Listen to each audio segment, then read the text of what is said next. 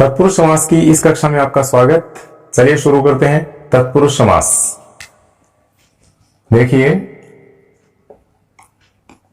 तत्पुरुष समास एक बहुत ही विस्तृत शब्दावली में प्रयुक्त होने वाला समास है और कहें तो हिंदी भाषा के बहुत से शब्दों में इस समास को देखा जाता है।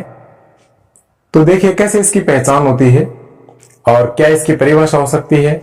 जैसा कि पद की प्रधानता के आधार पर हमने सारणी में लिखा था कि तत्पुरुष समास में प्रथम पद गौण और द्वितीय पद प्रधान होता है। तो इसकी परिभाषा कहें कि जिस समस्त पद में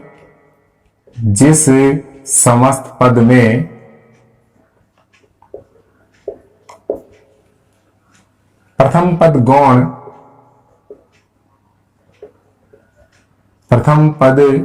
गौण और द्वितीय पद प्रधान, प्रथम पद या पूर्व पद गौण तथा द्वितीय पद प्रधान। द्वितीय को जैसा कि बताया हुआ है आपको, इसको परपद भी कहते हैं, इसको उत्तर पद भी कहते हैं। तो जिस समस्त पद में प्रथम पद गौण तथा द्वितीय पद प्रधान हो, एक बात हो गई, द्वितीय पद प्रधान हो। और क्या होता है इसमें, प्रथम पद दूसरा बिंदु कहें तो इसमें और क्या होता है, इसमें विद्यार्थियों इसमें कहें कि प्रथम पद संज्ञा। प्रथम पद क्या होता है, कोई ना कोई संज्ञा होता है, निश्चित रूप से ही संज्ञा होता है तत्पुरुष समास में पहला पद। तो प्रथम पद संज्ञा हो तथा द्वितीय पद, विद्यार्थियों इसमें क्या होता है, इसमें द्वितीय पद संज्ञा भी हो सकता है, विशेषण भी हो सकता है, विशेषण या फिर कोई क्रिया हो सकता है, क्रिया हो। प्रथम पद गौण तथा द्वितीय पद प्रधान हो, एक शर्त हो गई।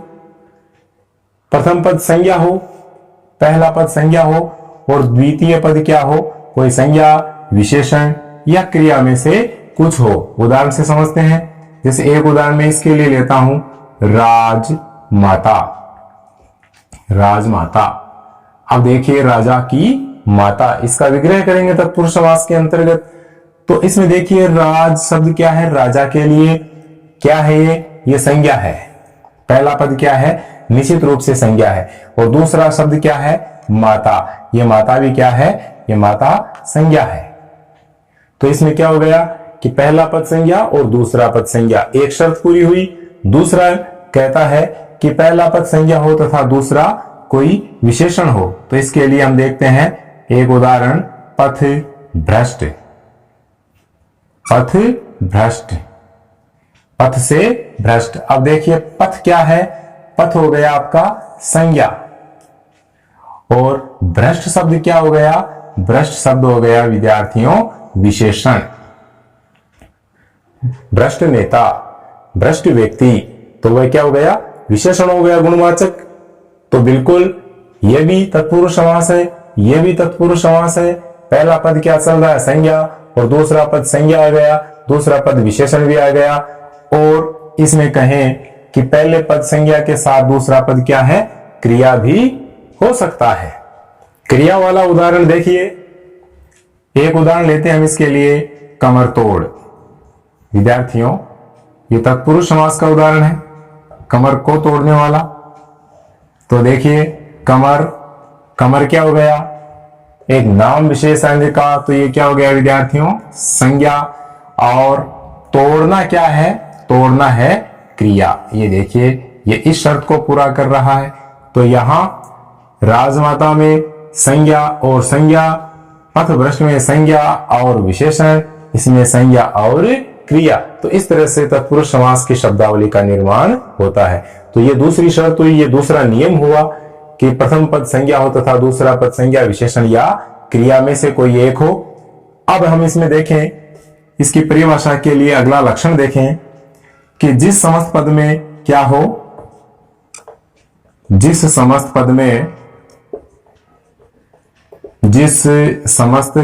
पद में कर्ता व संबोधन को छोड़कर अन्य 6 कारक चिन्ह विभक्ति के रूप में आते हो। कारक 8 होते हैं, में कर्ता व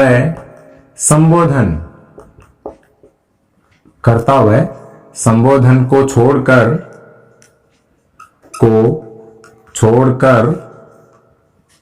अन्य 6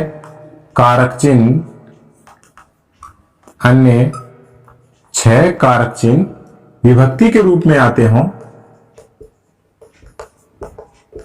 विभक्ति के रूप में प्रयुक्त हो, लिख देता हूं मैं आपकी आसानी के लिए, प्रयुक्त होते हो। तो वहां भी क्या होता है, वहां अपना तत्पुरुष समास होता है। देखिए जैसे कारक चिन्ह, अब मैं बताऊं आपको कि पहले हम मूलतः देखें तो कारक कितने होते हैं। कारक होते हैं 8, कारक मूलतः 8 होते हैं।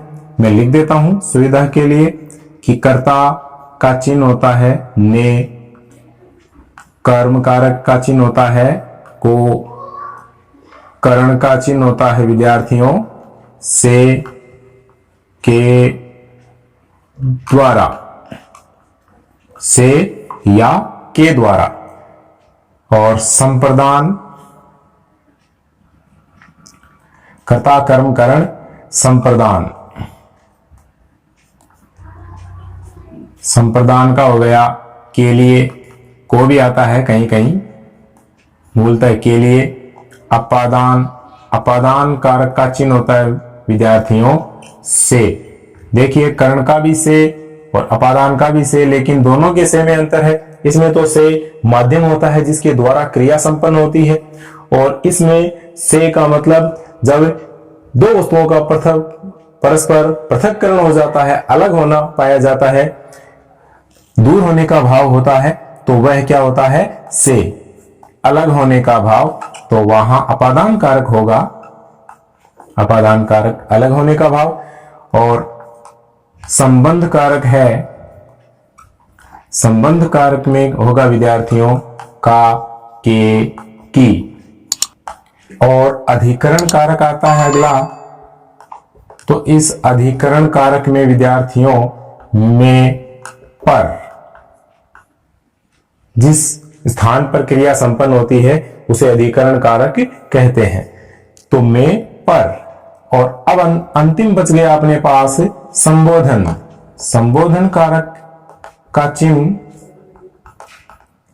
होता है हे, ओ, अरे, और आगे ये विराम चिन्ह होता है। इससे हम पहचानेंगे कि ये संबोधन चिन्ह है। हे के आगे भी लगेगा, हे राम के आगे भी लगेगा, अरे के आगे भी लगेगा। वैसे ये विस्मयादि बोधक चिन्ह है, ये अनेक भावों को प्रकट करने के लिए प्रयुक्त किया जाता है, इसलिए इसे भावादि बोधक चिन्ह भी कहते हैं। हर्ष, विषाद और अपना आश्चर्य, अपना संबोधन, इन सब भावों के लिए इसका प्रयोग किया जाता है, इसलिए इसको भावादि बोधक चिन्ह भी कहते हैं। इसका बड़ा महत्व है। विराम चिन्हों में सबसे ज्यादा प्रयोग इसी का किया जाता है, क्योंकि ये अनेकानेक भावों वाले शब्दों का बोध कराने के लिए प्रयुक्त होता है। तो इस प्रकार कहें तो अपने पास 1, 2, 3, 4, 5 और 6, साथ में कहें तो 7 और 8 कारक चिन्ह हो गए। अब इसमें परिभाषा कहती है कि जिस समस्त पद में कर्ता व संबोधन, इनको छोड़कर अन्य कितने कारक चिन्ह, 6 कारक चिन्ह विभक्ति के रूप में आते हैं। तो 6 कारक चिन्ह का मतलब इसमें एक तो ये हट जाएगा, एक तो अपना संबोधन हट जाएगा और एक अपना कर्ता हट जाएगा। यानी हे, ओ, अरे और ने, ये कारक चिन्ह है वह है किसी शब्द के विभक्ति के रूप में नहीं आते हैं, बल्कि कहें तो ये अन्य जो कारक चिन्ह है ये उन शब्दों के भी इसमें विभक्ति के रूप में आते हैं। तो वहां क्या होता है अपना, वहां अपना विद्यार्थियों तत्पुरुष समास होता है। और इन्हीं अब बच गए 6, 2 को हटाने पर क्या बच गए 6, तो कुल मिलाकर के तत्पुरुष के मूलतः कितने भेद हो गए? 6 भेद हो गए। कितने हो गए? ये 6 भेद हो गए। और इन कारक चिन्हों के नाम के आधार पर ही तत्पुरुष समास के भेदों के नाम निर्धारित किए गए हैं। जैसे कर्म तत्पुरुष, करण तत्पुरुष, संप्रदान तत्पुरुष, अपादान, संबंध और अधिकरण तत्पुरुष। इस प्रकार से इस तत्पुरुष समास के 6 मूल भेद हैं और इनके अलावा 4 भी हैं। अब इन भेदों की ओर हम बढ़े तो मैं आपको बताऊंगा कि किस तरह से एक सारणी बनाकर के हम इन भेदों को समझ सकते हैं। इसको हम 2 रूपों में बांट सकते हैं। एक में यहां लिख देता हूं भेद और एक यहां लिख देता हूं विद्यार्थियों उपभेद। अब हम आसानी से समझ सकते हैं इस तत्पुरुष समास के रूप प्रकारों को। भेदों में देखिए, पहला इसका भेद है कर्म तत्पुरुष। कौन सा तत्पुरुष? कर्म तत्पुरुष, जिसमें को आ जाए। और दूसरा है करण तत्पुरुष। इसका भेद हो गया करण तत्पुरुष।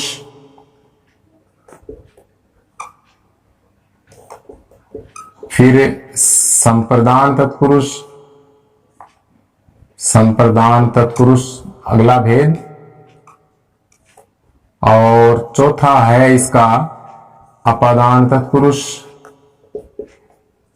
अपादान तत्पुरुष हो गया। बहुत ही रोचक विषय है व्याकरण, और इसमें भी रोचक है समास संधि की तरह है, क्योंकि आनंद आता है जब हम इसमें पढ़ते हैं, विग्रह करते हैं, तो हमारा शब्द भंडार और हमारी व्याख्या का जो तरीका है वो सुधरता है। अपादान तत्पुरुष के बाद में विद्यार्थियों संबंध तत्पुरुष। संबंध तत्पुरुष ये समास हो गया इसमें। और छठा हो गया अधिकरण तत्पुरुष। अधिकरण तत्पुरुष। अब हम इन कारक चिन्हों के आधार पर इनका भेद रखते हैं कि जब आ जाए विग्रह करते समय हमारे पास आ जाए कि जैसे अभी हमने एक उदाहरण लिया था, राजमाता राजा की माता, राजपुत्र राजा का पुत्र, राजकन्या राजा की कन्या। तो वहां क्या है? का के की आता है, परस्पर संबंध बताता है। तो वह किसका हो गया? वह संबंध तत्पुरुष का एक उदाहरण हो गया। ये भेद संबंध तत्पुरुष में आ गया। और ऐसे में आ जाए सिर दर्द, सिर में दर्द, तब वहां अधिकरण तत्पुरुष हो जाता है। ये हम आगे आगे पढ़ते जाएंगे। पहले हम उपभेद देखते हैं। अब ये उपभेद कौन से होते हैं? भेद हो गए आपके 6। भेद कितने हो गए? मूलतः 6। और उपभेद होते हैं आपके 4। कौन कौन से होते हैं? उपभेद के लिए एक सूत्र है LUNA, लूना। उपभेद लूना है। तो जैसे देखिए, एल से बनेगा आपका लुप्त पद तत्पुरुष। लुप्त पद तत्पुरुष ये तत्पुरुष के अन्य भेद हैं, जिनमें अन्य समास भी इसके अंदर और समाहित होते हैं। कर्मधारय समास भी हो सकता है, बहुव्रीहि भी हो सकता है।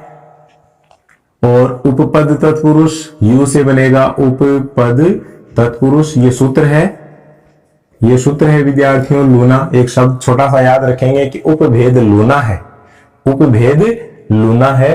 तो तत्पुरुष समास के उपभेद 4 हैं। वे चारों के नाम इससे हम पकड़ सकेंगे। एन से आएगा आपका नए तत्पुरुष। एन से बन जाएगा विद्यार्थियों नए तत्पुरुष। और ए से बन जाएगा अलुक तत्पुरुष। अलुक तत्पुरुष। तो इस प्रकार से ये क्या हो गए? 4 भेद हो गए। क्रम संख्या 1 पर ले लेते हैं अपन। अलुक तत्पुरुष से शुरू कर देते हैं, कोई दिक्कत नहीं। अलुक तत्पुरुष। और दूसरा हो जाएगा आपका लुप्त पद तत्पुरुष ले लेते हैं, या नए ले लेते हैं, कोई दिक्कत नहीं। इसमें भेदों में कोई क्रम वाली बात नहीं। इसमें जरूर क्रम निर्धारित है, इसमें क्रम निर्धारित नहीं है। नए तत्पुरुष। और नए के बाद में ले लेते हैं उपपद तत्पुरुष। उपपद तत्पुरुष। और विद्यार्थियों क्रम संख्या 4 पर हो गया आपका लुप्त पद तत्पुरुष। लुप्त पद तत्पुरुष। इनको हम अपनी स्वेच्छा से किसी भी क्रम में रख सकते हैं, इनका कोई निर्धारण नहीं है, लेकिन इनका ज्ञान होना हमें आवश्यक है, क्योंकि इनमें कुछ ऐसे शब्द आएंगे जो अन्य समासों में है, लेकिन उनका विग्रह एक विचित्र ढंग से होता है और उनकी पहचान के लिए इन शब्दों को, इन भेदों को जानना हमारे लिए अति आवश्यक है। मैं बताता जा रहा हूं, आप गौर करते जाएंगे तो बहुत ही अच्छा रहेगा। तो ये सारणी हो गई अपनी किसकी, तत्पुरुष समास की। आप इसको स्क्रीनशॉट के रूप में ले सकते हैं। और अब हम इन भेदों का सविस्तार वर्णन करते हैं। इन कुछ एक उदाहरणों से हम विग्रह करके कर्म तत्पुरुष को समझ सकते हैं, जिसकी विभक्ति है को। ख्याति प्राप्त, विग्रह करेंगे तो विग्रह होगा विद्यार्थियों ख्याति को प्राप्त, ख्याति को प्राप्त। इसमें देखिए को आ गया, इसमें को आने से यह विभक्ति, यह कारक चिन्ह आ जाने से हो गया आपका कर्म तत्पुरुष। ग्रामगत, तो ग्राम को गत, गत यानी गया हुआ, ग्राम को गया हुआ, ग्राम को गत।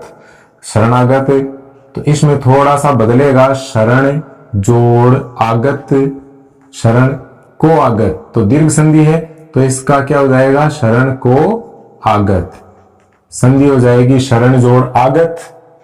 तो आगत यानी आया हुआ, शरण को आया हुआ।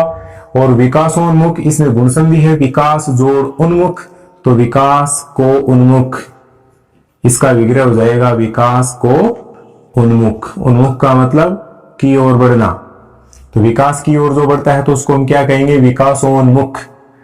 को आ जाएगा मरणातुर, इसमें दीर्घ संधि है, मरण जोड़ आतुर, तो ये मरण विग्रह हो जाएगा मरण को आतुर, मरण को आतुर। मुंह तोड़, तो मुंह है को तोड़ने वाला, तोड़ने वाला, मुंह को तोड़ यानी मुंह को तोड़ने वाला कि उसने मुंह तोड़ जवाब दिया, मतलब मुंह को तोड़ने वाला सा जवाब दिया। यश प्राप्त, तो हो जाएगा विद्यार्थियों यश को प्राप्त, जैसे आया था अभी ख्याति प्राप्त, इसी का पर्याय है यश प्राप्त, यश को प्राप्त। चिड़ी मार, बहुत अच्छा उदाहरण है तत्पुरुष समास का। चिड़ी मार, चिड़ियों को मारने वाला, चिड़ियों को मारने वाला, ये इसका विग्रह हो जाएगा। इसमें मैं एक चीज विशेष बताना चाहूंगा कई बार कि चिड़िया है वह एक वचन है या बहुवचन है, देखेंगे। देखिए चिड़िया एक वचन और इसका बहुवचन क्या होता है, इसका एक वचन चिड़िया होता है, तो बहुवचन करने के लिए इसमें थोड़ा सा ही अंतर होगा विद्यार्थियों। चिड़िया, ये देखिए थोड़ा सा अंतर है, केवल और केवल चंद्र बिंदु लगाने से इस शब्द पर यह शब्द क्या हो जाएगा, बहुवचन हो जाएगा। चिड़िया और चिड़िया, है ना। जैसे थी एक वचन, तो थी अनुस्वार लगाते ही क्या हो गया, बहुवचन। ये मैंने शब्द युग्म वाले वीडियोस में आपको काफी विस्तार से बताया है। विदेश गमन, तो देखिए विदेश को गमन, विदेश गमन, विदेश को गमन यानी प्रस्थान करना, जाना। ये सब कर्म तत्पुरुष के उदाहरण है। मरणासन, मरण को आसन्न, आसन्न का अर्थ होता है विद्यार्थियों निकट, मृत्यु के जो निकट होता है, मरण को आसन्न इसका विग्रह होगा। इसमें दीर्घ संधि है और आसन्न में आ उपसर्ग है, सत जोड़ न, ये व्यंजन संधि का उदाहरण है इतना सा। तो इस प्रकार शब्द में अनेकानेक बातें छिपी होती है।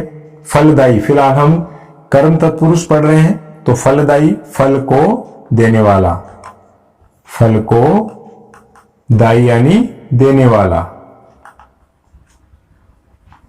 ये इस प्रकार से कर्म तत्पुरुष के उदाहरण है जिनका हम विग्रह करके कि कौन से शब्द में किस तरह की विभक्ति का प्रयोग होगा ये आसानी से समझ सकते हैं। तत्पुरुष का दूसरा भेद करण तत्पुरुष, दूसरा भेद है करण तत्पुरुष। चंद उदाहरण सामने है, विग्रह करते हैं। रेखांकित, रेखा से अंकित, ये इसके अंदर अंतर्गत आएंगे। रेखा से अंकित यानी किसके द्वारा अंकित किए गए, ये रेखा से अंकित है। विग्रह हो गया दयार्द्र, दया से आर्द्र, किसके द्वारा, दया के द्वारा, दया से आर्द्र, आर्द्र यानी नम। अभावग्रस्त, अभाव से ग्रस्त, अभाव से ग्रस्त इसका विग्रह हो गया। और गुण युक्त, गुणों से युक्त, गुणों से युक्त हो गया विग्रह है। यह करण तत्पुरुष में है। से के द्वारा पंत प्रणीत, पंत कवि सुमित्रानंदन पंत, पंत द्वारा या के द्वारा प्रणीत, पंत द्वारा प्रणीत। तुलसी कृत, तो तुलसी के द्वारा कृत, कृत यानी रचित। हस्तलिखित, हस्त से लिखित, तो ये उदाहरण है। और ये परीक्षा में इनका विग्रह कम पूछा जाता है, बल्कि पहचान अधिक पूछी जाती है कॉम्पिटिशन्स में, तो हमें पहचान होनी चाहिए। शल्य चिकित्सा, शल्य के द्वारा चिकित्सा, यह शल्य होता है चीरफाड़। शल्य शब्द का अर्थ होता है चीरफाड़, जिसको हम ऑपरेशन कहते हैं, तो वही शल्य चिकित्सा है। और पद दलित, पद द्वारा दलित, पद द्वारा दलित।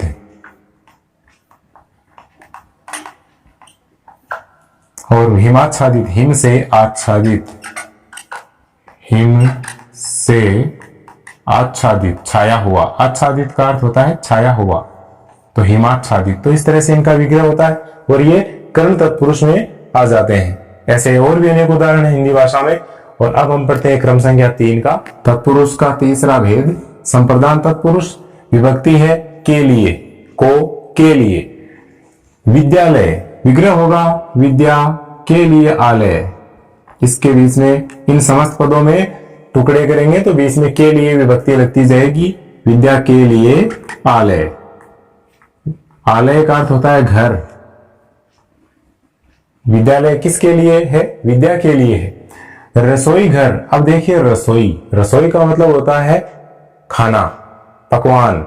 ये नहीं कि हमने रसोई बनाई का मतलब, ये नहीं कि हमने रसोई का मतलब किसी भवन से तात्पर्य ले लेते हैं, ऐसा नहीं होता है ना, कि रसोई में जाओ ये वस्तु लेकर आओ। नहीं, रसोई घर होता है। रसोई तो अपने आप में शब्द है, वह भोजन पकवान खाने आदि के लिए है। तो रसोई का मतलब क्या हो गया? भोजन। तो रसोई के लिए घर, रसोई के लिए यानी भोजन बनाने के लिए जो घर होता है उसे रसोई घर कहा जाता है। काक बलि, देव बलि, बलि पशु, ये शब्द हैं। ये अपने आप में बहुत ही चमत्कारी शब्द इनको हम कह सकते हैं। परीक्षा में आते हैं तो थोड़ा सा भ्रमित कर देते हैं। है तो क्या तत्पुरुष समास की, लेकिन इनसे हटकर भी थोड़ा सा है। देखो कैसे, जैसे ये है काक बलि। काक बलि का अर्थ होता है काक यानी कौवा के लिए बलि, कोई के लिए जो बलि दी जाती है, जो वस्तु खाने को दी जाती है, वह है काक बलि। देव बलि, देव के लिए बलि, देव के लिए बलि। अब यहां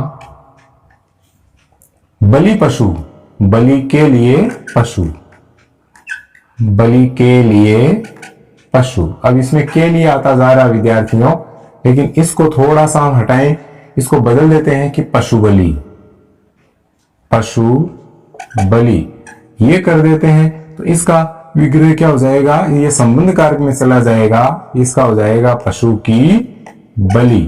तो इस तरह से ध्यान रखने की आवश्यकता है कि विग्रह करते समय थोड़ी सावधानी, थोड़ी चेतना, थोड़ी समझ का हम इस्तेमाल करें तो हमारा विग्रह निश्चित ही सही जाएगा और हमें परीक्षा में अच्छे अंकों की प्राप्ति होगी, इसमें कोई संदेह नहीं।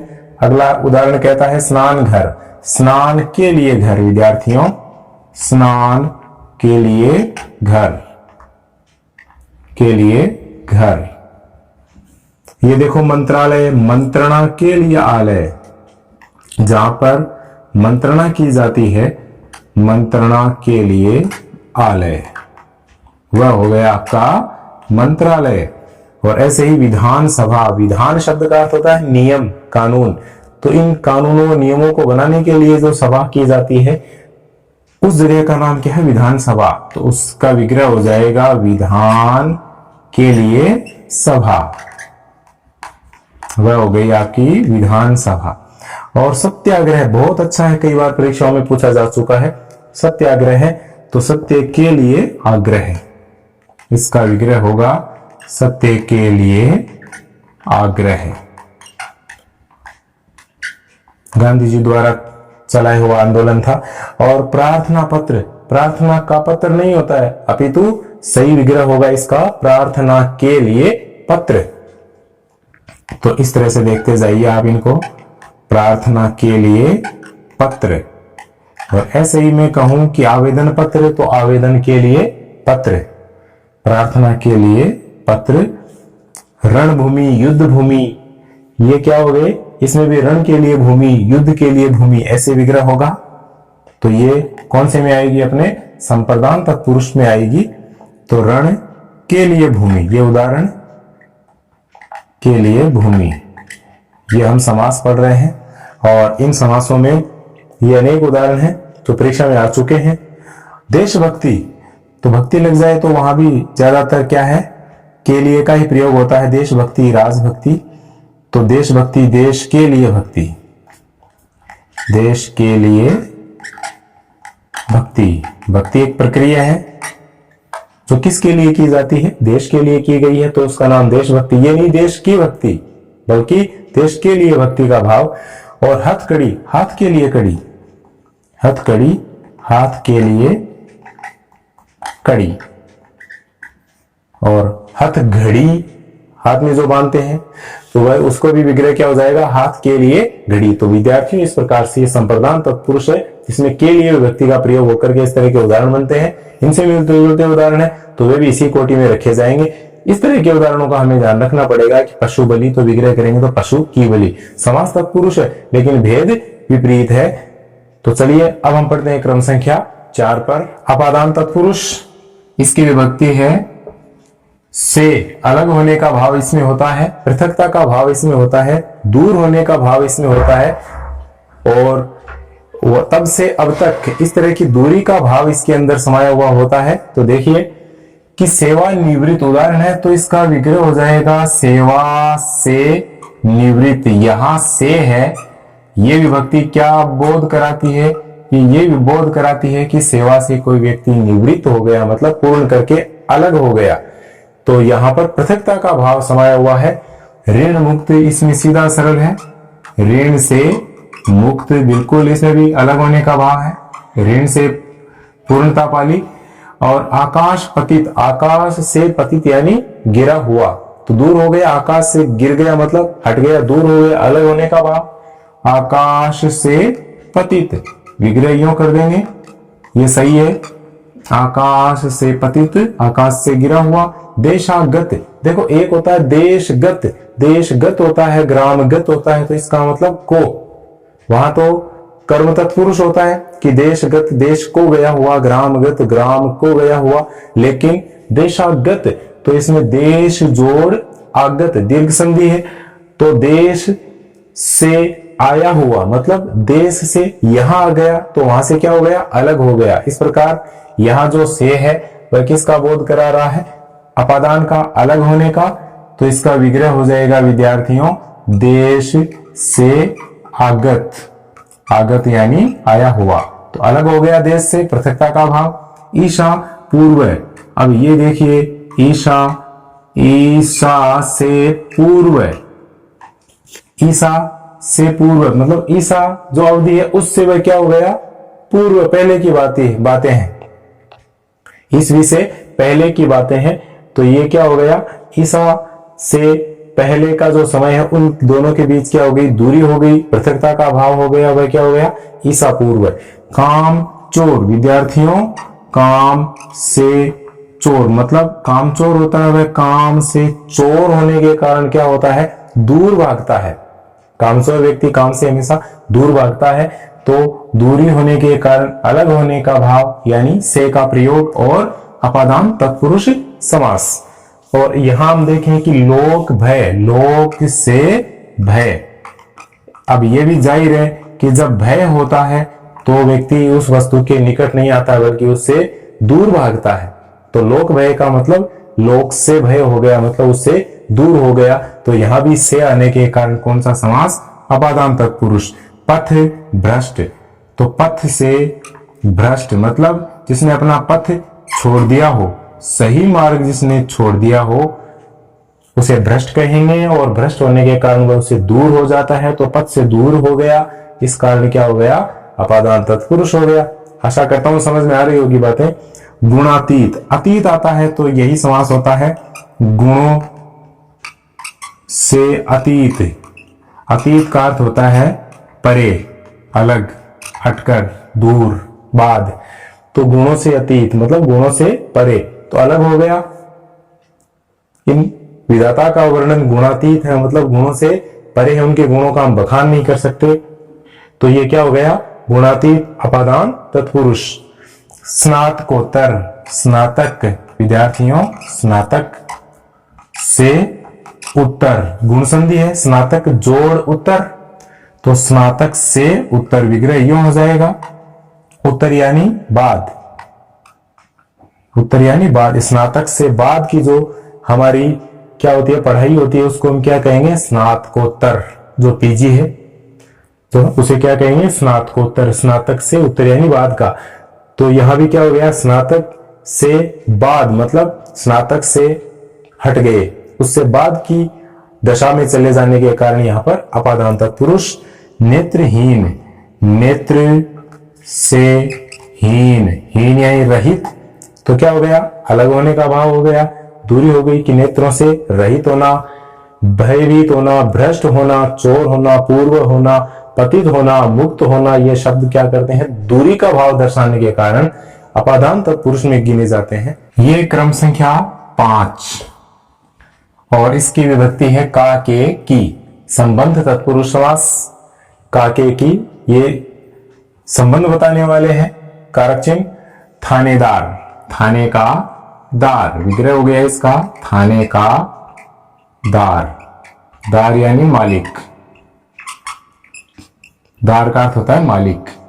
राजसभा, राजा की सभा, राजा के लिए नहीं होगा विद्यार्थियों, यहां पर हो जाएगा राजा की सभा।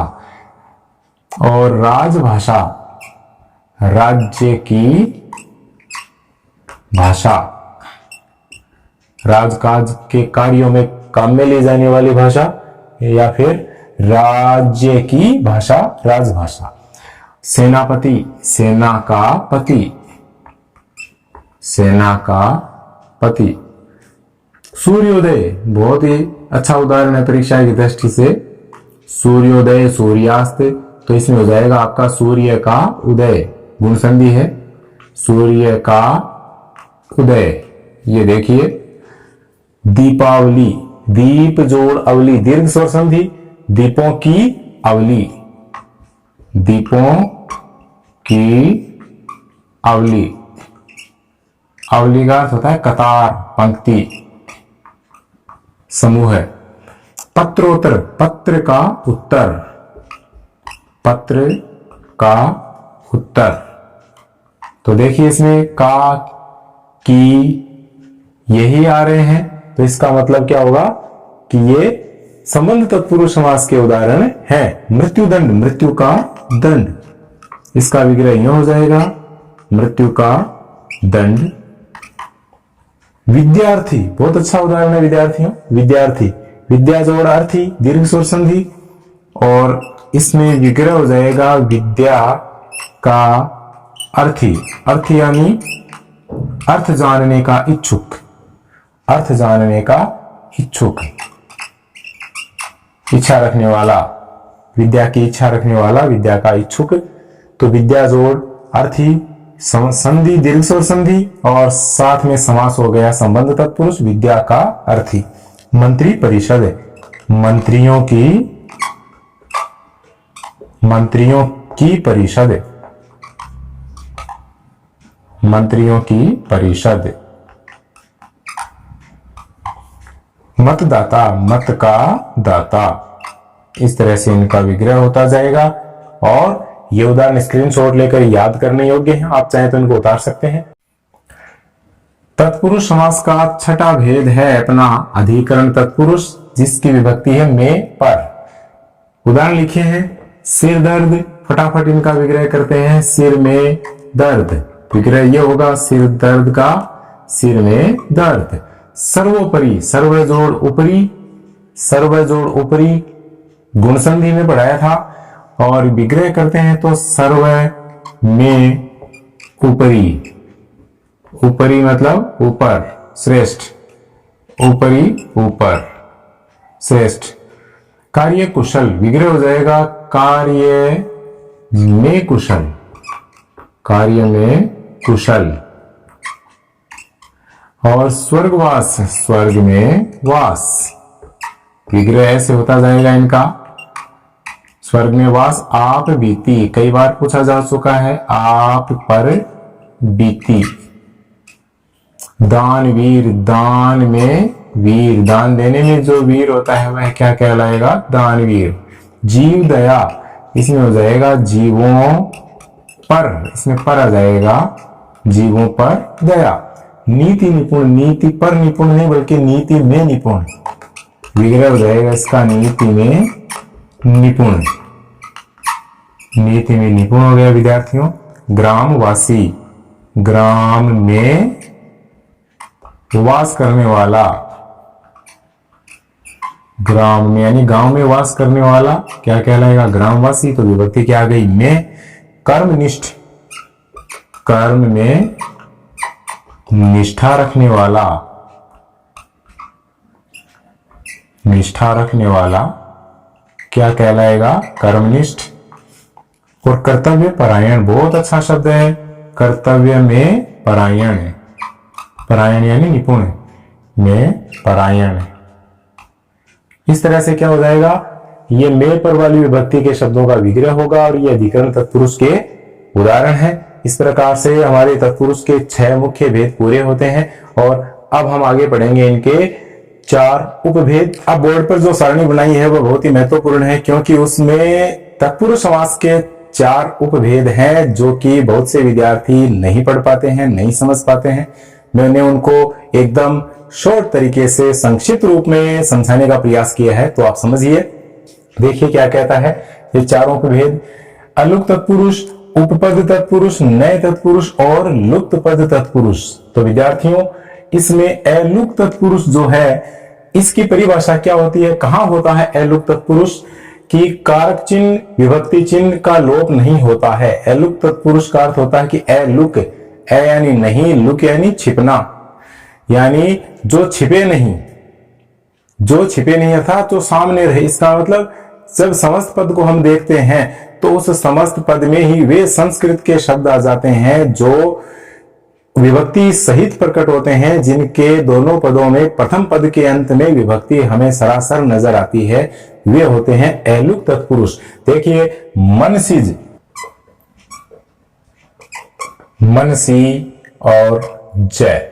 मनसी का मतलब मन में, जय का मतलब जन्म लेने वाला। यहां पर जो सी है ये विभक्ति है, इसका लोप नहीं हुआ है। शब्द का प्रयोग होते होते ये ज्यों की त्यों सामने प्रकट हो रही है, इसलिए इसको अलुक तत्पुरुष समास कहते हैं। इसका विग्रह हो जाएगा मन में जन्म लेने वाला, मन में जन्म लेने वाला मतलब कौन हो गया ये, इसका अर्थ हो गया कामदेव। अब यहां पर चूंकि इसका तीसरा ही अर्थ निकल रहा है तो ये अपने आप में बहुव्रीहि समास का भी उदाहरण है। तो दोनों बातें हैं इसमें। अलुक तत्पुरुष तो इसलिए है क्योंकि इसमें विभक्ति का लोप नहीं हुआ है और अंत में जाकर के ये तीसरे अर्थ का बोध कराता है, इसलिए ये बहुव्रीहि समास के भी उदाहरण है। और ये संस्कृत में शब्द होते हैं सरसिज। ऐसे ही देखो सरसी, सरसी यानी सरोवर में। सरसी का मतलब होता है विद्यार्थियों सरोवर में। और जय, जय दूसरा पद है इसमें, तो जय का मतलब वही जो इसमें आया है, जन्म लेने वाला, जन्म लेने वाला। इस प्रकार क्या हो गया, ये हो गया कमल, सरसिज। सरोवर में जन्म लेने वाला कौन होता है, कमल होता है, वह तालाब से ही पैदा होता है। तो देखिए यहां पर क्या हो गया, सरसी। इसमें भी सी जो क्या है विभक्ति है, कारक चिन्ह है, ये ज्यों का त्यों आ रहा है, इसका लोप नहीं हुआ है। इसका विग्रह हो जाएगा वसुम, वसुम, वसुम का अर्थ होता है रत्नों, रत्नों को। और धरा, धरा का मतलब होता है, धरा का अर्थ होता है विद्यार्थियों धरती, अर्थात धारण करने वाली, धारण करने वाली, रत्नों को धारण करने वाली है, इसलिए इस धरती को वसुंधरा कहते हैं। और इसमें देखिए वसुम, इसमें जो विभक्ति है वह अनुस्वार के रूप में जो कि त्यों विद्यमान है, इसलिए ये अलुक तत्पुरुष है। ऐसे मृत्युंजय, तो इसका विग्रह करेंगे तो इसमें हो जाएगा मृत्युम, मृत्युम यानी मृत्यु को, और जय यानी जीतने वाला, मृत्यु को और जय दूसरा पद हो गया इसमें जय, जय का अर्थ होता है जीतने वाला, मृत्यु को जीतने वाला। वैसे ये बहुब्री समास का भी उदाहरण है, क्योंकि यहाँ शिव की ओर अर्थ जाता है, तीसरा अर्थ शिव निकलता है, इसलिए मृत्युंजय बहुब्री समास तो है ही है, लेकिन इससे पहले क्या है, ये अलुक तत्पुरुष है, क्योंकि इसमें विभक्ति का लोप। अगला है खेचर, खे, खे का अर्थ होता है आकाश, खे का अर्थ होता है आकाश। और चर जो दूसरा शब्द है इसका अर्थ होता है विचरण करने वाला, अचर यानी चरने वाला या विचरने वाला, विचरने वाला, आकाश में विचरने वाला। तो यहां देखिए विद्यार्थियों कि आखे, खे यानी आकाश में, यह अपने आप में विभक्ति है, उसको साथ लिए हुए ये शब्द है खे, और खे यानी आकाश, और खे, खे का मतलब आकाश में, तो आकाश में विचरने वाला का मतलब क्या हो गया, खेचर यानी पक्षी, तो बहुब्री में भी जाता है। और साथ ही साथ यह संस्कृत रूप में है, अपनी विभक्ति के सहित है, इसलिए ये अलुक तत्पुरुष समास भी है, इसको आप यूं समझे तो बेहतर होगा। तो ये हो गया आपका पक्षी, तो यहां पर बहुब्री समास भी है। तो इस तरह के समास हैं, इनको विग्रह करने पर हम देखेंगे कि विभक्ति साथ में है, तो ये अलुक तत्पुरुष समास भी है। अब यहां आते हैं उपपद तत्पुरुष, ये तत्पुरुष के चार उपभेदों में अगला है। इसकी क्या परिभाषा है कि दूसरा पद क्रियाबोधक प्रत्यय होता है, यानी ऐसा कोई शब्द, ऐसा कोई समस्त पद जिसमें जो अंतिम पद है वह प्रत्यय होता है, लेकिन प्रत्यय होने के साथ साथ वह किसी न किसी क्रिया का बोध कराता है, क्रिया के रूप में आता है, तो वही प्रत्यय क्रियाबोधक प्रत्यय आ जाने के कारण यह उपपद तत्पुरुष समास कहा जाता है। उरग, देखो उरग, इसमें उर और गै, गै का मतलब गमन करना, उर यानी छाती, जो छाती के बल गमन करे वह क्या होता है, उरग होता है, यानी सर्प होता है। तो इसमें उर का मतलब छाती हो गया, और छाती से गमन करने वाला, करने वाला। अब इसका भी एक अन्य अर्थ निकल जाता है, उर, उर से गमन करता है जो वह, अर्थात सर्प। तो यहां बहुब्री समास भी है, और साथ ही साथ इसमें और कौन सा समास है, ये उपपद तत्पुरुष भी है। खग, ख यानी आकाश, ग यानी गमन करने वाला, आकाश की ओर गमन करने वाला कौन, पक्षी होता है। तो यहां भी कौन सा समास है, ये उपपद तत्पुरुष है, दूसरा पद क्रियाबोधक प्रत्यय होने के कारण, और साथ ही साथ इसका तीसरा अर्थ क्या निकल जाता है, पक्षी। तो ये बहुब्री समास भी है। जलज, जल से जन्मता है जो वह है, जल और जय दो दिए रखे हैं कि जल से जन्मता है जो, जय का मतलब जन्म लेना, तो वह क्या होता है, वह होता है आपका कमल या अन्य कोई वस्तु, प्राणी जो कि जल में उत्पन्न होती है, सीपी भी हो सकती है, और आपकी मछली भी हो सकती है, शैवाल भी हो सकते हैं। इस प्रकार ये क्या है, जलज। तो जलज में क्या है, जन्मता है जो, तो जय दूसरा पद है वह क्या है, क्रियाबोधक है, इसको उपपद कहेंगे। इस प्रकार ये उपपद तत्पुरुष का उदाहरण है, साथ ही साथ ये बहुब्री का भी उदाहरण है। जलज का अर्थ क्या हो गया, कमल हो गया। अब देखो वेदज्ञ, वेद और ज्ञ, ज्ञ का मतलब ज्ञ, ज्ञ का मतलब होता है विद्यार्थियों ज्ञान रखने वाला। वेद का जो ज्ञान रखता है वह क्या कहलाएगा? वेदज्ञ। तो ज्ञ है वह क्रिया का बोध कराता है, ज्ञान रखने की क्रिया का, जय जन्मने की क्रिया का, और गय गमन करने की क्रिया का बोध कराते हैं। इसलिए ये क्रियाबोधक प्रत्यय होने के कारण उपपद तत्पुरुष समास के अंतर्गत माने जाते हैं। अब है नए तत्पुरुष समास। नए तत्पुरुष समास क्या होता है? नए का मतलब नहीं, और नहीं से मतलब निषेध हो गया, नकारात्मकता आ गई।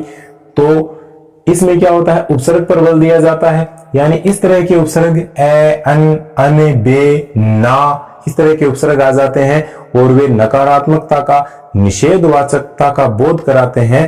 तो वहां उस समस्त पद में नए तत्पुरुष समास होता है। जैसा कि लिखा है मैंने कि प्रथम पद निषेधवाचक उपसर्ग होता है ए, अन, बे और ना। इसमें अन देखो न हलंत है और एक अन में न हलंत नहीं है। इसको मैं बता दूं कि अन हलंत है वह है किस में आता है? वह तत्सम शब्दों में आता है। और अन जो बिना हलंत वाला उपसर्ग है अन, वह है तद्भव शब्दों में प्रयुक्त किया जाता है। तो इस बात का आप ध्यान रखें। अब देखिए इनका विग्रह करते हैं। जैसे इसमें निषेधवाचक उपसर्ग लगे हैं, न का बोध कराने वाले उपसर्ग लगे हैं, जैसे ए ज्ञान। ए ज्ञान, ए को हम ले लेंगे न से कि न ज्ञान, बस इतना सही। ए ज्ञान, ए का मतलब न ज्ञान, ये न का बोध कराते हैं। किसका बोध कराते हैं? न का बोध कराते हैं। ए भाव, न भाव जिसमें भाव नहीं हो। अनेक, अब देखिए ये कैसे बना है? ये ऐसे बना है विद्यार्थियों, अन जोड़ एक, इसमें क्या लगा है? हलंत वाला उपसर्ग लगा है, अन एक। तो न एक जो एक नहीं है अर्थात अनेक है। अनंत, इसमें भी यही उपसर्ग लगा है, हलंत वाला, अन जोड़ अंत। बात को ध्यान से सुनते जाएं, इसीलिए समझाया जा रहा है, वरना तो ये सीधा बोर्ड पे लिख के आपको ये भी कहा जा सकता है कि केवल स्क्रीनशॉट ले और लिखें और समझें, लेकिन इससे संभव नहीं होता है। कक्षा का अपना एक अलग महत्व होता है। अन अंत, ऐसे बना है ये, अन अंत बराबर अनंत। तो इसका विग्रह क्या हो जाएगा? इसका विग्रह हो जाएगा न अंत। ये इसका विग्रह हो गया न अंत। अन होनी, अब यहां देखिए ये तद्भव शब्द आ गया, होनी संस्कृत का शब्द नहीं है, इसलिए इसमें अन बिना हलंत वाला अन उपसर्ग आया है, अन होनी। तो इसमें क्या हो जाएगा? इसका विग्रह हो जाएगा न होनी। इसको यूं ही समझा जाता है, न लगा करके ही इसको ग्रहण किया जाता है। अनचाहा, न चाहा। और बेईमान, बे उपसर्ग आ गया, ये विदेशी है, ना उपसर्ग है, ये विदेशी है, ये अरबी फारसी शब्दावली के। तो बेईमान, बे का भी हम न लेंगे, न ईमान, ईमान रहित, ईमान नहीं हो तो वह क्या होता है? बेईमान। ना जायज, तो इसका भी न हो जाएगा न जायज, जो उचित नहीं है वह क्या होगा? नाजायज। इस प्रकार ये नकारात्मकता का बोध कराने वाले जो उपसर्ग हैं, खासकर ये नए तत्पुरुष के अंतर्गत माने जाते हैं। ऐसे आप इसको समझिए। नहीं समझ में आता है तो इसको एक बार पुनश्च देखिए, ध्यानपूर्वक देखिए। इस तरह से मैंने आपको सरल शब्दावली में इसको समझाने का प्रयास किया है कि आप बिल्कुल इसे समझ पाएंगे। अब आते हैं हम लुप्त पद तत्पुरुष की ओर। यह चौथा भेद है। इसकी परिभाषा कहती है कि कारक चिन्हों के साथ अन्य पदों का भी लोप, यानी ऐसा समस्त पद जिसका समास बनाते समय एक विभक्ति या कारक चिन्ह का ही लोप नहीं होता है। अक्सर समास में ऐसा ही होता है कि केवल एक कारक चिन्ह का लोप होता है, लेकिन यहां क्या है? यहां केवल कारक चिन्ह नहीं बल्कि कारक चिन्हों के साथ अन्य पद के पद ही लुप्त हो जाते हैं, तो उस समास को लुप्त पद तत्पुरुष कहते हैं। विग्रह करने पर एक कारक चिन्ह की बजाय अनेक पद सामने आते हैं, जैसे रेलगाड़ी। तो ये रेल की गाड़ी या रेल है जो गाड़ी, ऐसे नहीं होगा इसका विग्रह, बल्कि रेल पर चलने वाली गाड़ी। रेल पटरियों को कहते हैं, ट्रैक को कहते हैं, और गाड़ी उस पर चलती है, इसलिए उसका नाम रेलगाड़ी है। तो इसका विग्रह हो जाएगा रेल पर चलने वाली गाड़ी, चलने वाली गाड़ी। ये इसका विग्रह हो गया विद्यार्थियों। तो देखिए इसमें रेल और गाड़ी के बीच में पर, चलने वाली, इस तरह के 3 पद छुपे हुए हैं। तो न केवल एक कारक चिन्ह तो केवल क्या है, एक है, पर।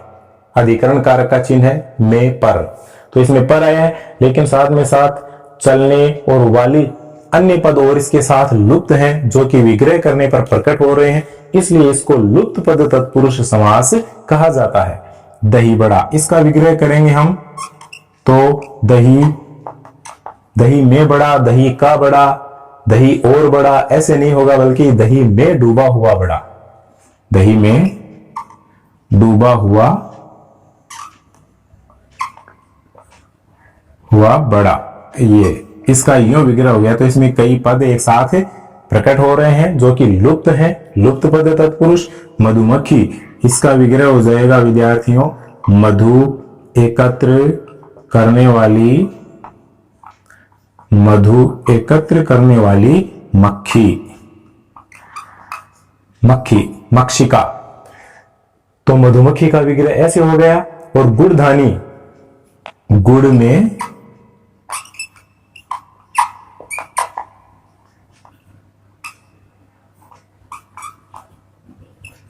पकी हुई धानी,